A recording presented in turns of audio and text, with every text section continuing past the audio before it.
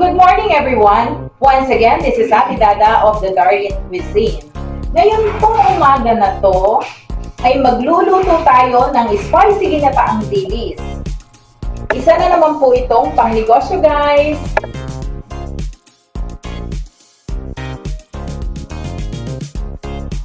Choose your desired color, size, kind, and texture of your tuyong dilis. Tanggalan niyo po ito lahat ng ulo, kagaya nito. Masyado pong matagal yung process ng pagtatanggal ng head, kaya hindi ko na po isinama sa video. Okay? Let's fry all this.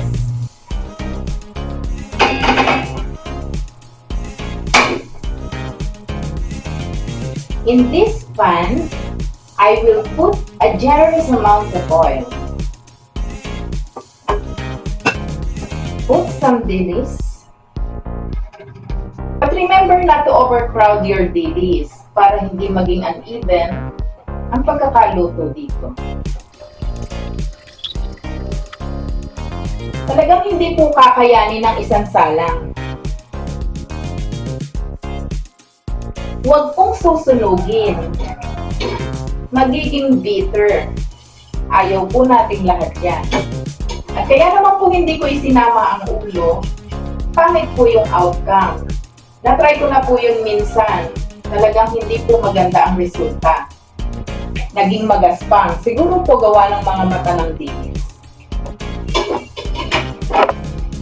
Okay na po ito. Hahanguin ko na po.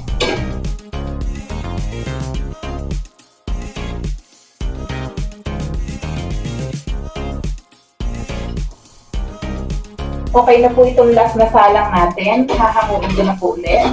Papatayin ko na po muna ang kalan. Ayan. Ito na po siya. Luto na po. Prito na po lahat ang dilis. So, iluluto na po natin ito maya-maya lamang. In this large wok pan, pagsasama-samahin po natin ang lahat ng ingredients. 1/2 kilos of siling verde sliced, 1/4 kilos tuyong dilis fried, 2 medium-sized red onion, 5 cloves of minced garlic, and a tiny size of ginger. Put some pepper and vinegar. Ito po yung magsisilbing preservative ng ating spicy ginataang dilis. Bubuksan na po natin ang kalan. Hahayaan po natin kumulo ang suka at bahagyang matuyo ito sa loob po ng 1 o hanggang 2 minuto. Tatakpan na po natin.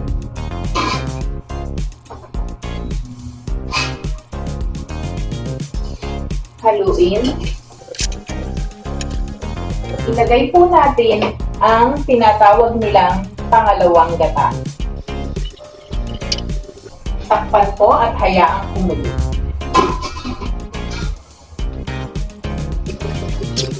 Pwede na po natin ilagay ang 3/4 kilo of kakang gata.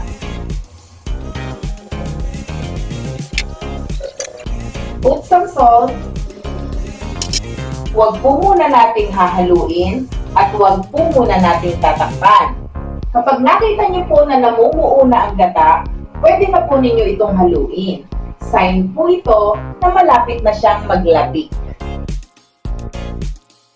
Sinamahan ko po ito ng ilang siling labuyo para po pumanta yung kulay. Let it boil for about 5 minutes.